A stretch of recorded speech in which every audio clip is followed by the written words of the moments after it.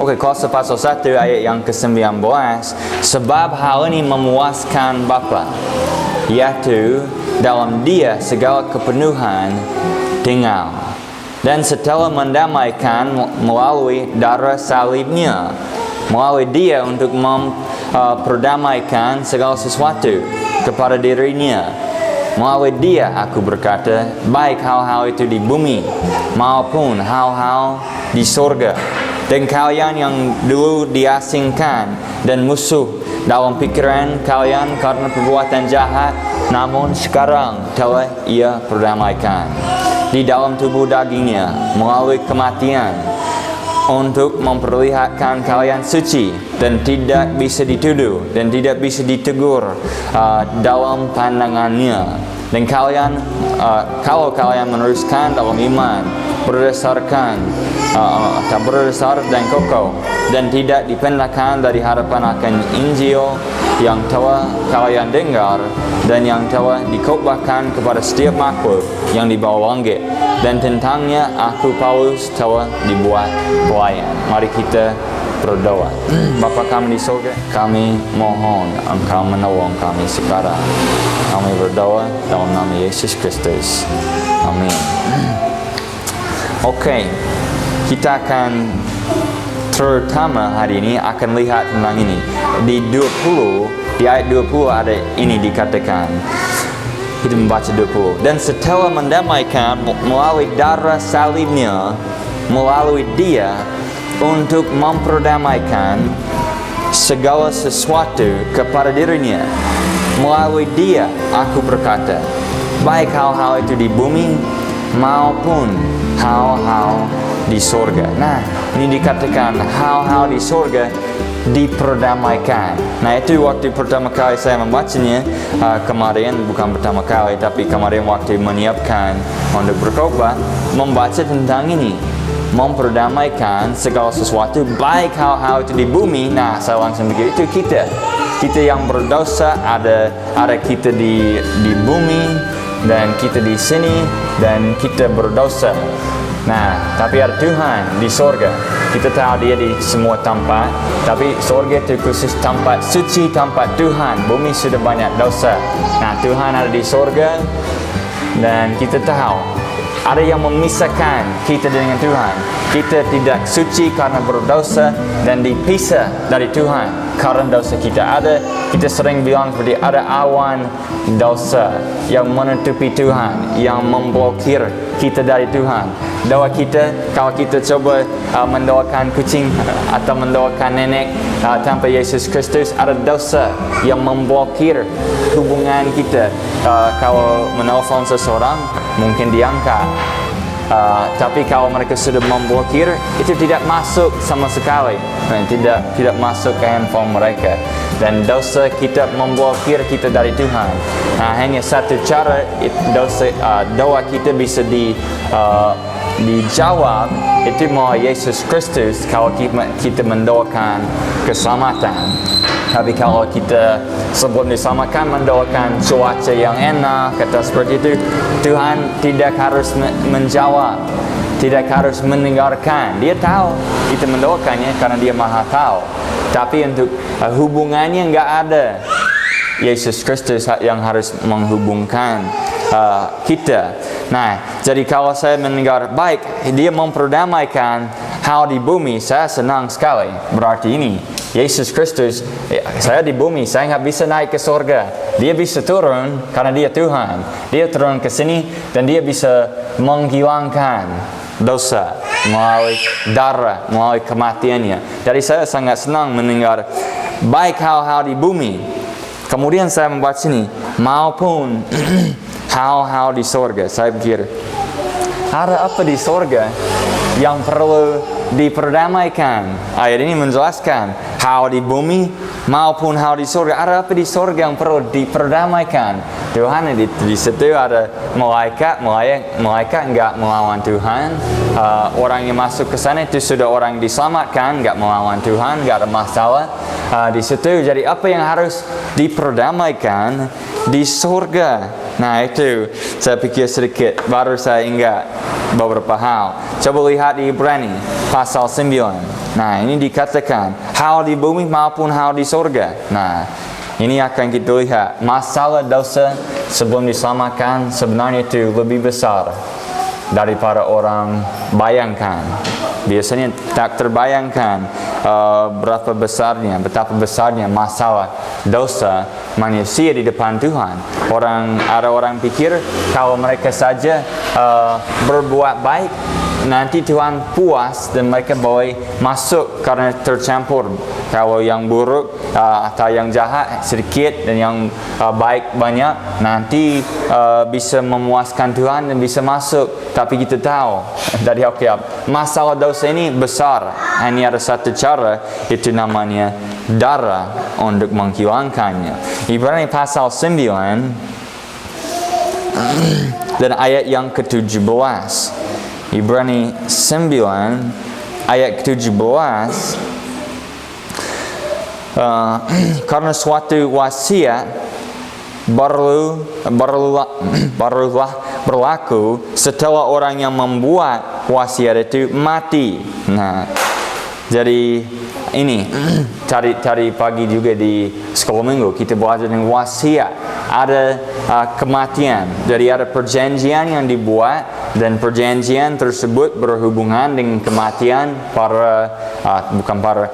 si orang yang membuat wasiat atau perjanjian tersebut. Itu alasan namanya wasiat, karena waktu dia mati misalnya sering dipakai untuk warisan. Harta benda yang diberikan waktu orang tua meninggal. Itu apa namanya? Pesan-pesan terakhir wasiat. Oh iya, pesan-pesan terakhir juga ya. Nah, sering itu ditulis. Saya pikir diserap di sini juga. Saya nggak tahu kalau budaya ada yang berbeda juga. Tapi sering ada yang ditulis. Anak yang pertama dia dapat misalnya rumah. Anak yang kedua dia dapat mobil. Anak yang ketiga dia tidak dapat. Mungkin ya bisa saja seperti itu. Tapi ditulis. Nah, tapi ditulis pada kematiannya, kepada kematian si bapak dan ibu ini ya. Jadi kalau bapak meninggal, ibu masih hidup, biasanya warisannya belum diberikan. Baru nanti ketika yang terakhir mati, baru berlaku wasiat yang sudah dibuat, perjanjian yang sudah ditandatangani, yang sudah disiapkan. Baru pada kematian, baru rumah diberikan. Jadi ada kematian. Nah, Yesus juga waktu dia membuat perjanjian ini, wasiat ini, dia seperti menyegel atau menandatanganinya dengan darahnya yang memateraikan wasiat ini. Jadi berlaku karena dia sudah mati. Oke, kita lanjut di ayat 17 ini. Karena suatu wasiat barulah berlaku setelah orang yang membuat wasiat itu mati. Itu alasan Alkitab ada dua wasiat yang perjanjiannya. Jika tidak maka ia tidak mempunyai kekuatan apa-apa sama sekali selama pembuat wasiat masih hidup. Oke, jadi ini menjelaskan alasan Yesus harus mati ya.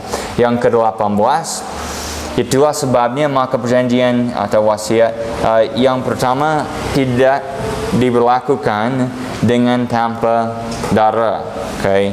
Nah, yang wasiat pertama juga dijelaskan, juga disebut wasiat atau disebut testament karena juga ada kematian.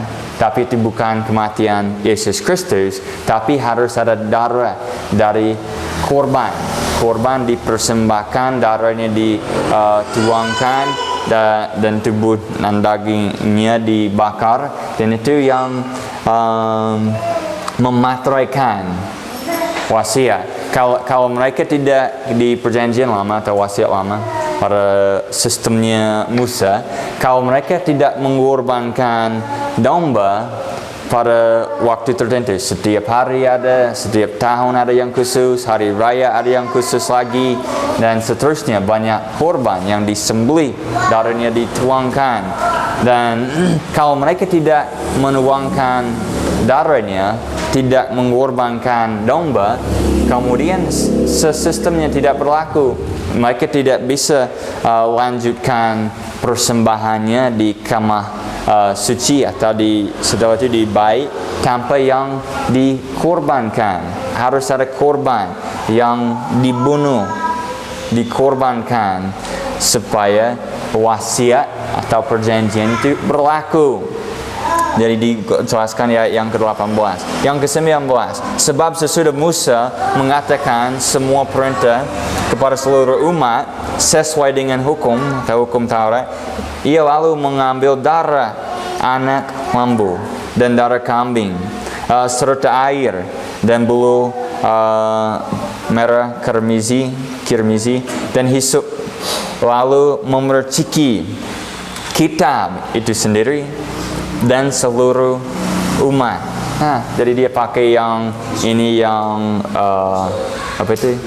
Hisop. Ya, hisop. Oh ya, hisop. Iya, dan digunakan seperti daun membuat kuas atau seperti itu. Dan dengan itu memerciki kitab. Jadi mereka menulis atau gulungan yang dipakai pada saatnya, dan kitab pun diperciki dengan darah. Jadi itu alasan juga ada wasiat lama, karena ada darah yang dipakai, ada kematian sesuatu. Yang 20, sambil berkata, inilah darah wasiat yang telah diperintahkan Tuhan bagi kamu. Yang 21, dan ia memerciki juga kemah itu dengan darah beserta semua ini kata baru bagi saya, perkakas yang untuk melayani, atau bagi saya perlengkapan. Iya, perlengkapan.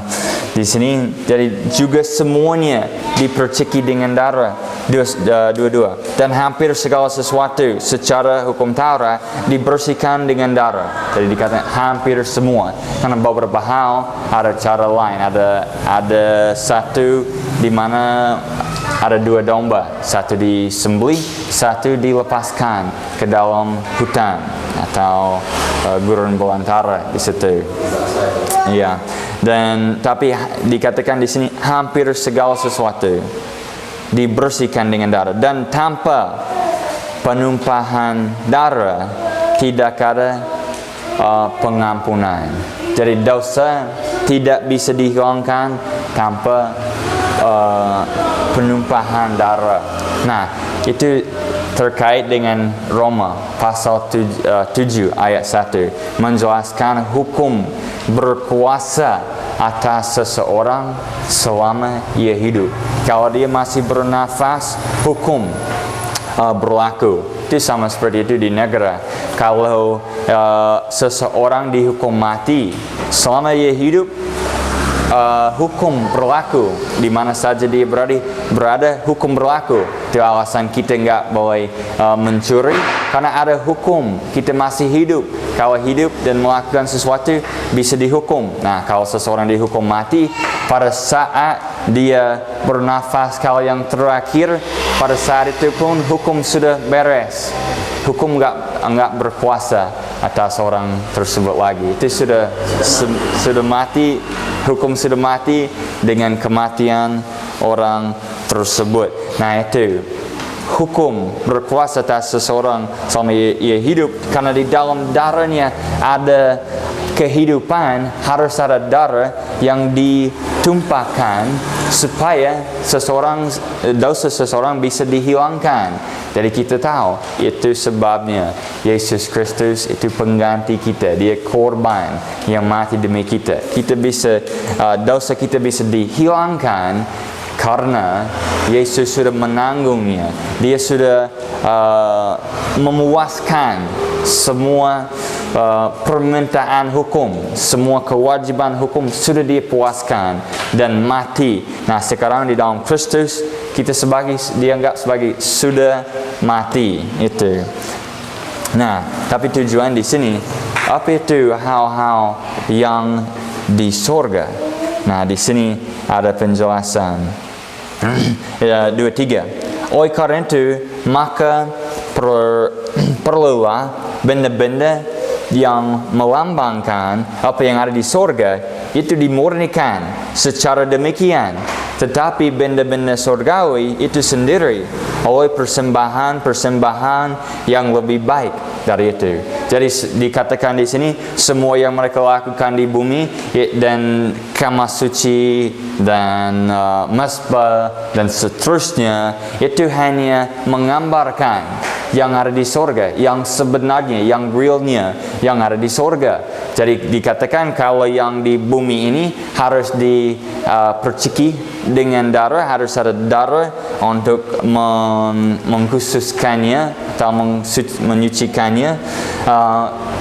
Pasti yang di sorga juga dengan korban yang dikatakan di sini lebih baik dari itu. 24. Sebab Kristus bukan masuk ke dalam tempat-tempat kudus buatan tangan manusia. Dia tidak masuk ke dalam bait yang di Bukit Zaitun setelah kematian dan membawa darahnya ke sana mencari masbah dan menuangkannya di situ.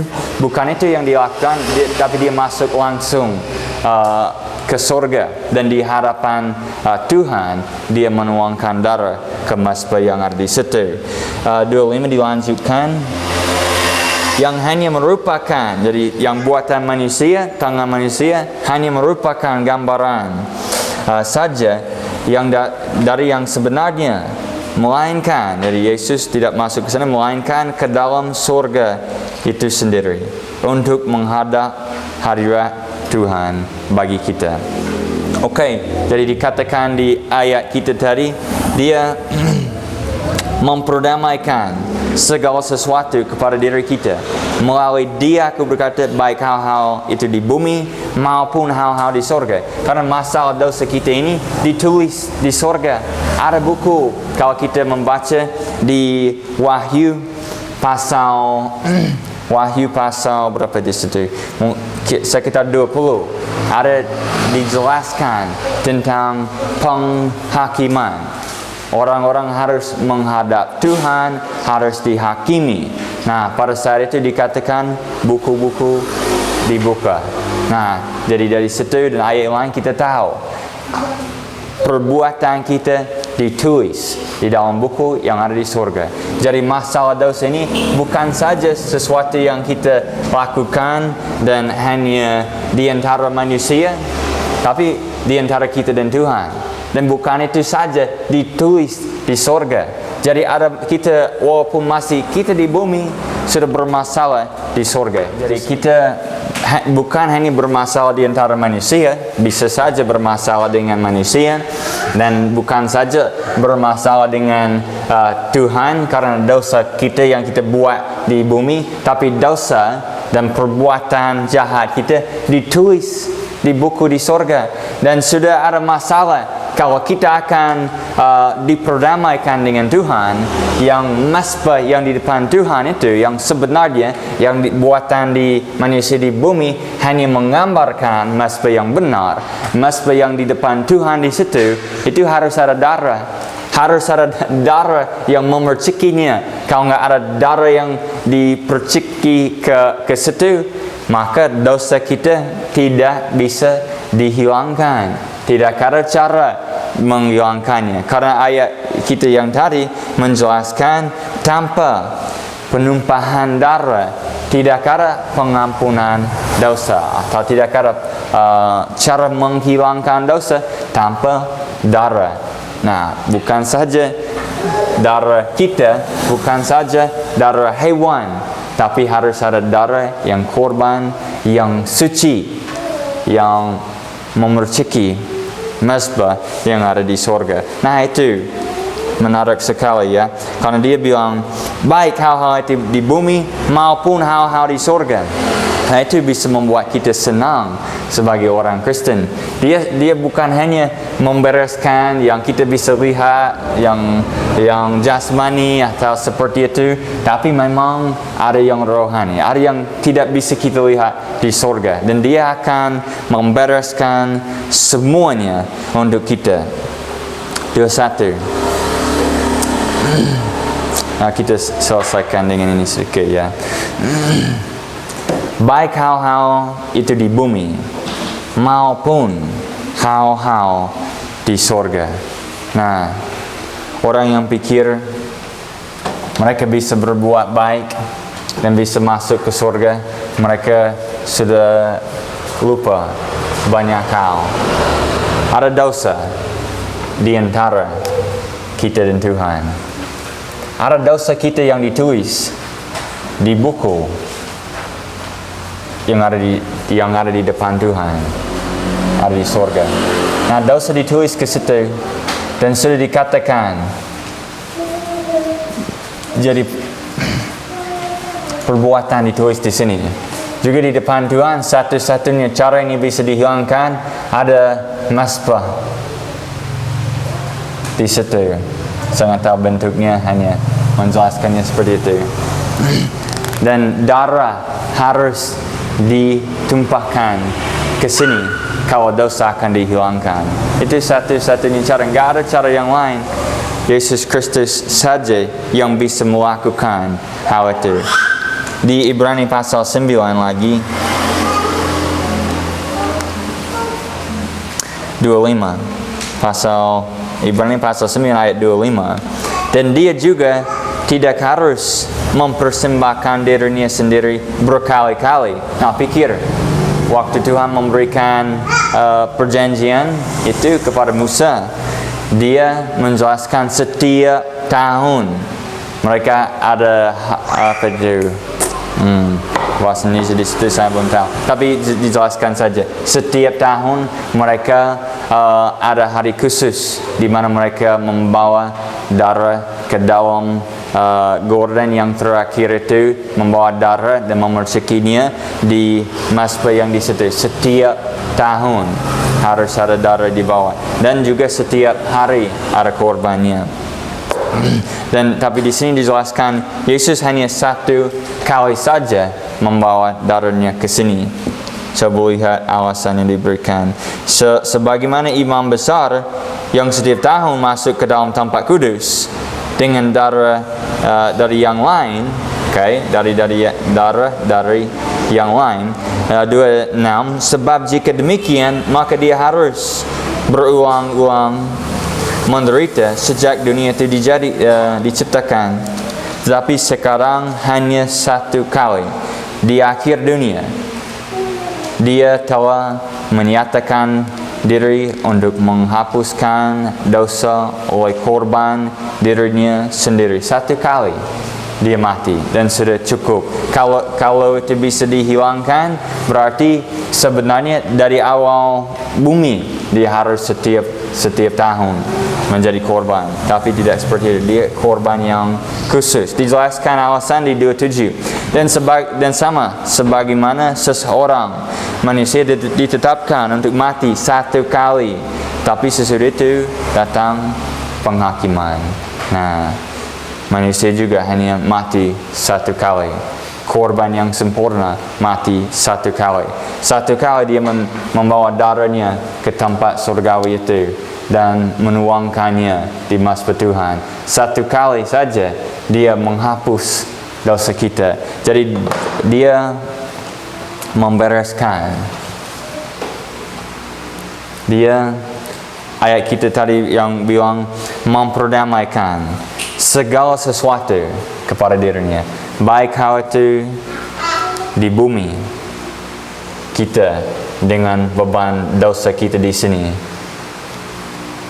Dia memperdamaikannya, membuat kita yang asing, yang ada masalah dengan Tuhan, memperdamaikannya di situ, dan juga hal-hal yang di sorga.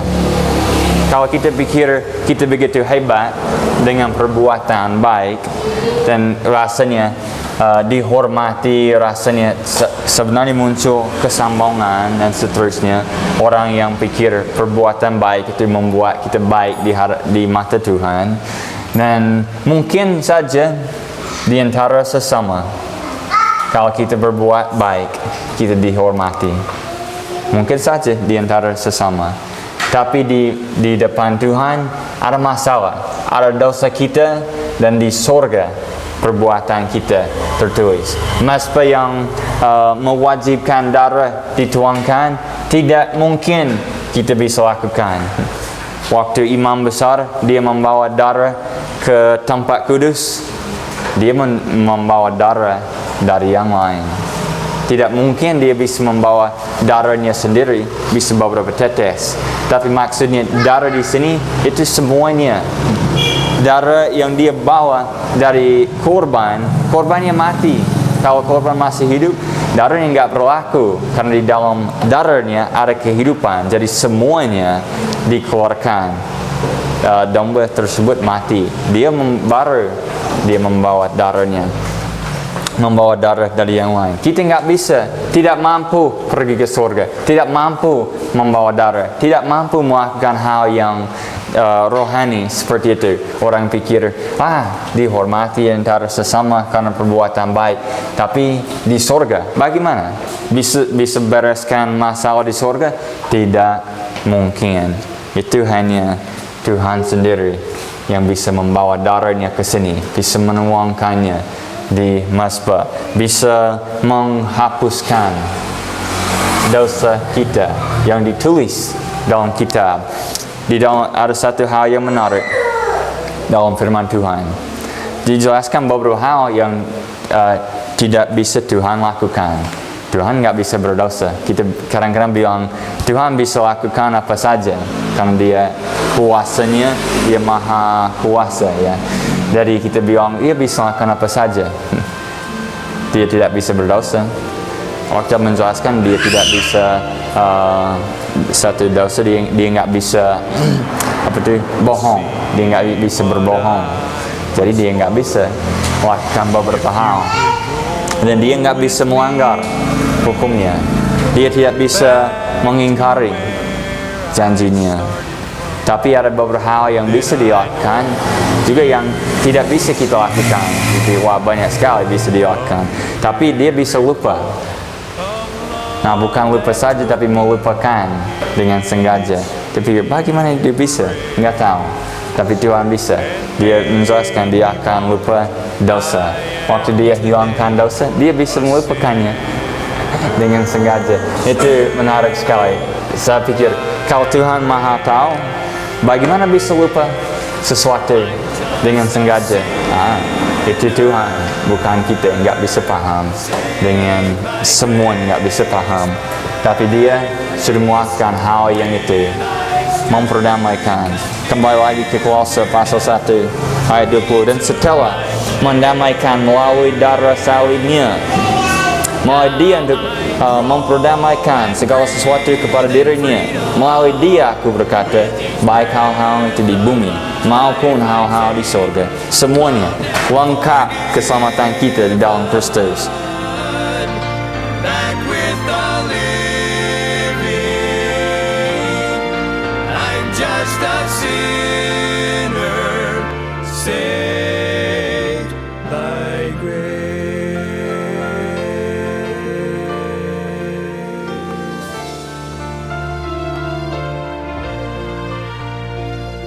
How could I boast of anything I've ever seen or done? How could I dare to claim as mine the victories God has won? Where would I be had God not brought me gently to this place? I'm here to say I'm nothing but a sinner saved by grace. I'm just a sinner saved by grace, When I stood condemned to death, He took my place. Now I grow and breathe in freedom. With each breath of life I take, loved and forgiven, back with the living. I'm just a sinner